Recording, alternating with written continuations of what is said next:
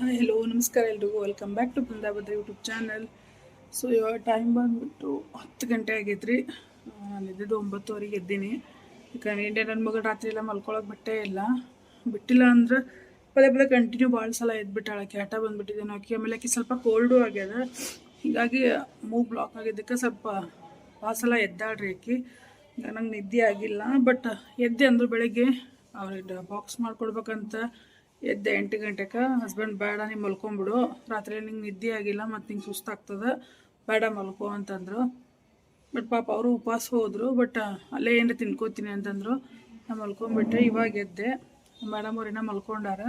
So ಇವಾಗ ನಾನು ಏನಾರ ಟಿಫನ್ ರೆಡಿ ಮಾಡ್ಕೋತೀನಿ. ಇವತ್ತು ಗುರುಪೂರ್ಣಿಮೆ ಬೇರೆ ಇದೆ. ಸೊ ಮನೆ ಸ್ವಲ್ಪ ಸ್ವಚ್ಛ ಮಾಡಿ ಟಿಫನ್ ಮಾಡ್ತೀನಿ. ಆಮೇಲೆ ಕಾಫಿ ಕುಡಿತೀನಿ. ನಂಗೆ ಒಂದು ಸ್ವಲ್ಪ ಲೈಟಾಗಿ ಕೋಲ್ಡ್ ಆಗಂಗದ. ಕೈ ಬಂದು ನಾನು ಕಾಫಿ ಕುಡಿತೀನಿ. ಆಮೇಲೆ ಟಿಫನ್ ಮಾಡಿ ಮೇಡಮ್ ಅವ್ರನ್ನ ಎಬ್ಬಿಸ್ತೀನಿ. ಸಾರಿ ಚಿನ್ನಿ, ಬಾಕ್ಸ್ ಮಾಡ್ಕೊಡೋಕ್ಕಾಗಲಿಲ್ಲ.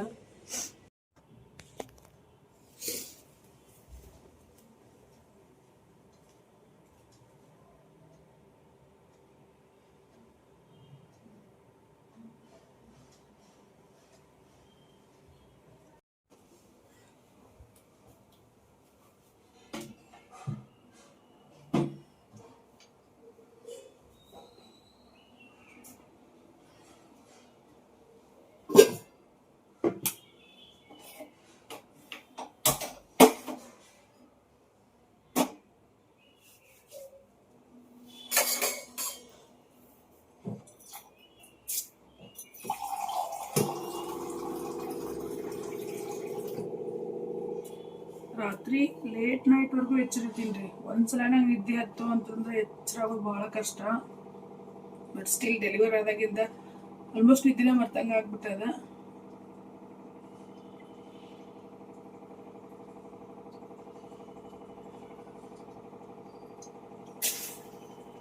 ಯೂಶ್ವಲಿ ಹಠ ಮಾಡೋಂಗಿಲ್ಲ, ಬಟ್ ವಾರದಾಗ ಒಂದ್ಸಲ ಮಾತ್ರ ಇದ್ದೇ ಇರ್ತದೆ. ಯಾಕೆಂದ್ರೆ ರಾತ್ರಿ ಭಾಳ ಸಲ ಹೇಳೋದು,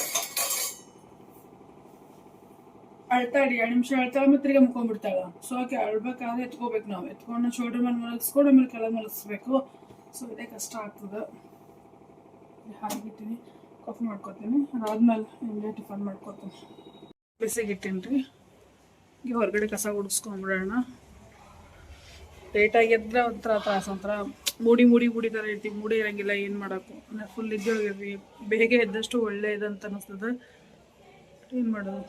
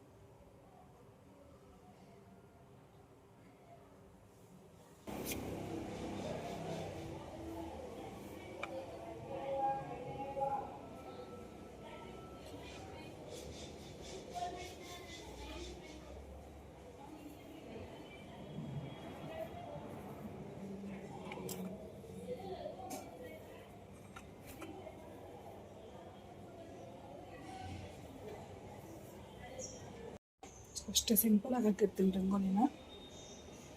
ಕಾಫಿ ಕುಡಿಯೋಣ ಬರೀ ಫಸ್ಟ್. ಕಾಫಿ ಬೇಕು. ಸೆಕೆಂಡ್ ಹೊರಗೆ ಹೋಗಿ ಬರೋಷ್ಟ್ರಿಗೆ ಹಾಲು ಕೊಡ್ತೀನಿ ರೀ. ಇದು ಯಾವತ್ತು ಬೇಸರ ಆಗಿರ್ತೈತಲ್ಲ ಅವತ್ತು ಬೇಕಂತ ಜಾಸ್ತಿ ಕೆಲಸ ಹಚ್ಚುತ್ತೆ.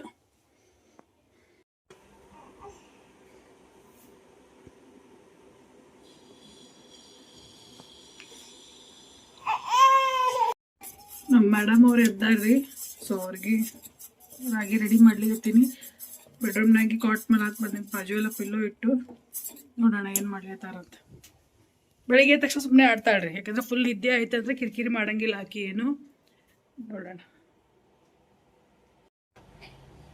ಕೂಡಲೇ ಬೆಳಿಗ್ಗೆ ನಾನು ರಾಗಿ ತಿನ್ಸಿರ್ತೀನಿ ರೀ, ಯಾಕಂದ್ರೆ ಬೆಂಗಳೂರು ಕ್ಲೈಮೇಟಿಗೆ ರಾಗಿ ಬೆಸ್ಟ್ ಅಂತ ಹೇಳ್ತಾರೆ. ಇವನ್ ನಮ್ಮ ಡಾಕ್ಟ್ರು ಪಿಡಿಯಾಟಿಷಿಯನು ಅದೇ ಸಜೆಸ್ಟ್ ಮಾಡಿದ್ರು ರಾಗಿ ಕೊಡ್ರಿ ಅಂತ. ಸೊ ಬೆಳಿಗ್ಗೆ ಒಂದು ರಾಗಿ ಹಾಕಿ ತಿನ್ನಿಸ್ತೀನಿ ರೀ ಅಕ್ಕಿಗೆ. ಆಮೇಲೆ ಮಧ್ಯಾಹ್ನ ಗಂಜಿ ತಿನ್ಸಿರ್ತೀನಿ. ಇವೆಲ್ಲ ನೋಡಿ ನಾಟಕ ಮಾಡೋಕೆ ಸ್ಟಾರ್ಟ್ ಮಾಡ್ತಾಳ್ರಿ ಇವಾಗ.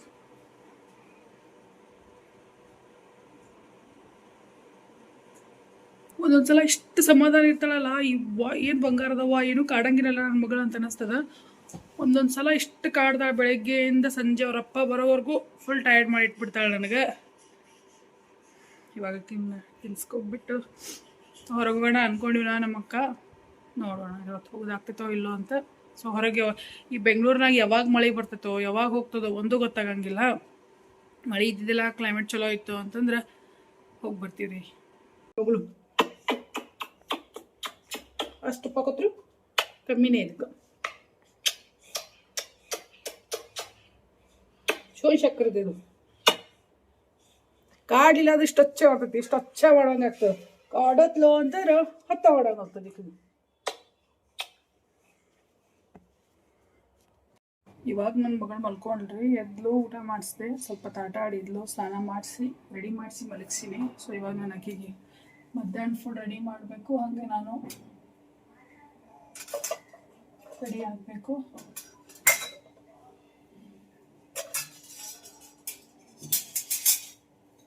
ಹೊರಗೆ ಹೋಗೋಣ ಅಂದ್ಕೊಂಡ್ಬಿಡಿ. ನಾನು ಇನ್ನೊಬ್ಬಕ್ಕೆ ಅಕ್ಕ ಜಾಬ್ ಮಾಡ್ತಾನಲ್ಲ, ಸೊ ಹಿಂಗಾಗಿ ಅಕ್ಕಿ ಹೋಗಿದ್ಲಿ, ಕೋಳಿ ಹೋಗಿದ್ಲು. ಅದಕ್ಕೆ ಬಂದ್ಮೇಲೆ ಸಂಜೆದಾಗ ಹೋಗೋಣ ಅಂದ್ಕೊಂಡ್ವಿ. ಅದೆಲ್ಲ ಕೆಲಸ ಮುಗಿಸ್ಕೊಂಡ್ರೆ ಒಳ್ಳೇದಂತ ಕೆಲಸ ಮುಗಿಸ್ಕೊಂಡೆ ಹೋಗೋದು. ಸುಮ್ಮನೆ ಬರೋಷ್ಟು ಮತ್ತೆ ಅಲ್ಲೆಲ್ಲ ಹೋಗಿ ಬರ್ತೀನ, ಬೇಸರ ಆಗ್ಬಿಡ್ತದೆ, ಸುಸ್ತಾಗ್ಬಿಡ್ತದೆ, ಕೆಲಸ ಎಲ್ಲ ಹಂಗೆ ಉಳ್ಕೊಂಡ್ಬಿಡ್ತದೆ.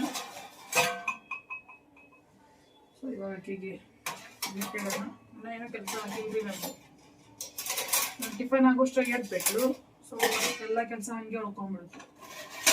ಒಂದು ಹಠ ಮಾಡಕ್ಕೆ ಸ್ಟಾರ್ಟ್ ಮಾಡ್ಬಿಡ್ತಾಳೆ ಆಕಿ. ಬಾಜುಕ್ನಾಗ ಬೇಕೇ ಬೇಕು ಆಕಿಗೆ. ಅವಾಗ ಅಕ್ಕನ ಮನೆ ಇದೆ, ಬರೀ ಬಿಟ್ಟು ಕೆಲಸ ಮಾಡ್ಕೋಬೋದು.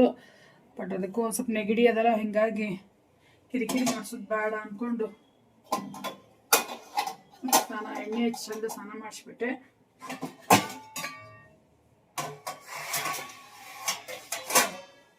ಅಂತೆಲ್ಲ ಕೆಲಸ ಮುಗಿಸ್ಕೊಂಡ್ಬಿಡ್ತೀನಿ. ನಾಳೆ ದೋಸೆ ಮಾಡೋಣ ಅಂದ್ಕೊಂಡು ದೋಸೆ ಹಿಟ್ಟಿಗೆ ರೆಡಿ ಮಾಡತ್ತೀನಿ ರೀ. ಅಕ್ಕಿ ನೆನೆ ಇಡತ್ತೀನಿ. ಸೊ ನಾಳೆ ಫ್ರೈಡೇ, ನನ್ನ ಗಂಡಂದು ವರ್ಕ್ ಫ್ರಮ್ ಹೋಮ್ ಇರುತ್ತೆ. ಸೊ ಹಿಂಗಾಗಿ ಮನೆಯಾಗ ಇರ್ತಾರಲ್ಲ, ಆರಾಮಾಗಿ ಎದ್ದು ಮಾಡ್ಕೋಬೋದು ಅಂತ.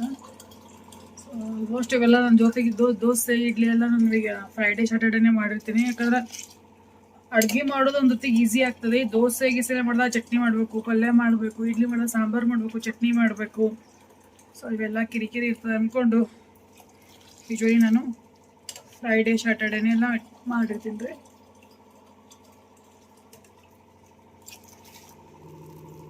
ಇಟ್ಟಿನಿ ಇವಾಗ. ಸೊ 3:30ಗೆ ಇಟ್ಟಿನ ನಂತರ 8:30ಗೆ ಅದು ಮಿಕ್ಸಿಗೆ ಹಾಕ್ಬಿಡ್ತೀನಿ. ಮುಂಜಾನೆ ಹೋಗೋಣ ಅಂದ್ಕೊಂಡ್ವಿ, ಮುಂಜಾನೆ ಹೋಗೋದಾಗಲಿಲ್ಲ. ಈಗ ಹೊಂಟಿವಿ ಹೊರಗೆ. ನೋಡೋಣ ಹೆಂಗೆ ಚೆನ್ನಾಗಿರೋ ಕಲೆಕ್ಷನ್ ಸಿಗ್ತಾವೇನಲ್ಲ ಅಂತ. ಹೊರಗೆ ಹೋಗಿ ಬಂದ್ವಿ ಮನೆಗೆ. ಇವಾಗ ನಂದು ದೋಸೆ ಹಿಟ್ಟು ರುಬ್ಬೋದಿತ್ತು. ನನ್ನ ಮಗಳಲ್ಲೇ ಅಕ್ಕ ಮನೆಯಾಗೆ ಇದ್ದಾಳ, ಅಲ್ಲೇ ಮಲ್ಕೊಂಡ್ಲಕ್ಕಿ.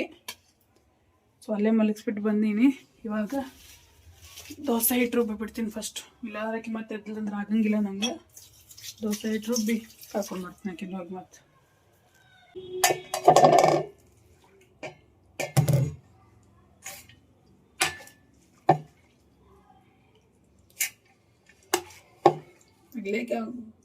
ಗಿರಣಿ ಎತ್ತರಿ ಹಾಕ್ಸ್ಕೊಂಬರ್ಬೋದು, ಬಟ್ ನಂಗೆ ಅದೇನೋ ಇಷ್ಟ ಆಗಂಗಿಲ್ಲ ಹಾಕ್ಸ್ಕೊಂಬರೋದು. ಹಿಂಗಾಗಿ ನಾನು ಮನೆಯೊಳಗೆ ರುಬ್ಕೋತೀನಿ ಹಿಟ್ಟನ್ನ. ಮನೆಯೊಳಗೆ ರುಬ್ಬಿದ್ರೆ ಚಲೋ ಅಲ್ಲ.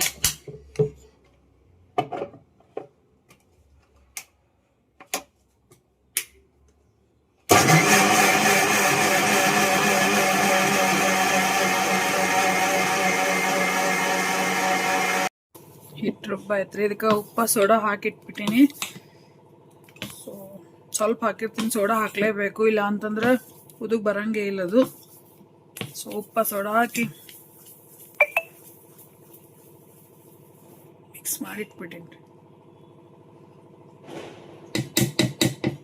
ಹಂಗಿಟ್ಬಿಟ್ಟಿರ್ತೀನಿ ರೀ, ಯಾಕಂದ್ರೆ ಅದು ಹಿಟ್ಟು ಉಬ್ಬಿ ಕೆಳಗೆಲ್ಲ ಚೆಲ್ ಬಿಡ್ತದೆ. ಸೊ ಹಿಂಗಾಗಿ ಕೆಳಗೊಂದು ಪ್ಲೇಟ್ ಇಟ್ಬಿಟ್ಟಿರ್ತೀನಿ, ಮೇಲೊಂದು ಪ್ಲೇಟ್ ಇಟ್ಟು ಇದು ಇಟ್ಬಿಟ್ಟಿರ್ತೀನಿ. ಹಿಂಗಾರ ಆ ವೇಟಿಗೆ ಹೊರ ಬರಂಗಿಲ್ಲ, ಚೆಲ್ಲಂಗಿಲ್ಲ ಅನ್ಕೋತೀನಿ, ಬಟ್ ಚೆಲ್ ಬಿಟ್ಟಿರ್ತದೆ ಅದು. That's okay. ಇದೆಲ್ಲ ರೆಡಿ ಮಾಡಿಕೊಂಡೆ, ಮಿಕ್ಸಿಗೂ ಹಾಕ್ಬಿಟ್ಟೆ.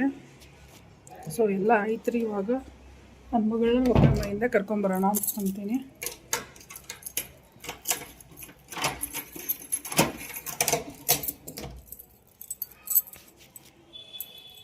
ಇವಾಗ ಅಕ್ಕಿಗೂ ಬಂದು ಅಕ್ಕಿ ಊಟ ಮಾಡಿಸ್ಬೇಕು.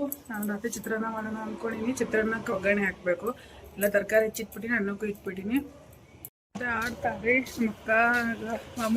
ಮಕ್ಕನ ಮಗನ ಜೊತೆ ಆಡ್ತಾಳ. ಸೊ ಬಿಡ್ತಾಳೆ, ಇವನೇ ಆಡಿಸ್ಲಿಕ್ಕೆ ನೋಡ್ರಿ. ಇವಾಗ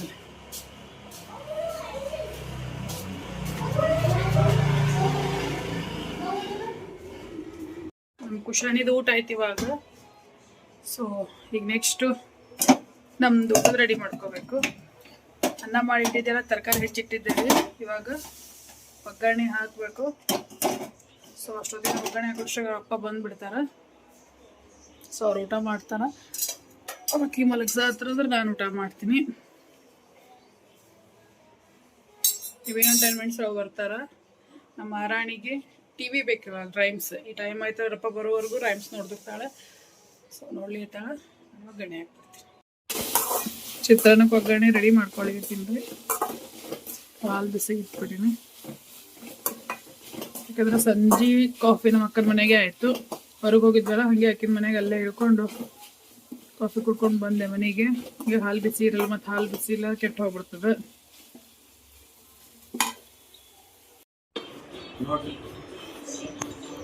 ಸೊ ಇವತ್ತಿನ ವ್ಲಾಗ್ ನಿಮ್ಗೆ ಇಷ್ಟ ಆಗಿದ್ರೆ ಪ್ಲೀಸ್ ಲೈಕ್ ಮಾಡಿರಿ, ಶೇರ್ ಮಾಡಿರಿ, ಹಾಗೆ ಕಮೆಂಟ್ ಮಾಡೋದನ್ನ ಮರಿಬೇಡ್ರಿ.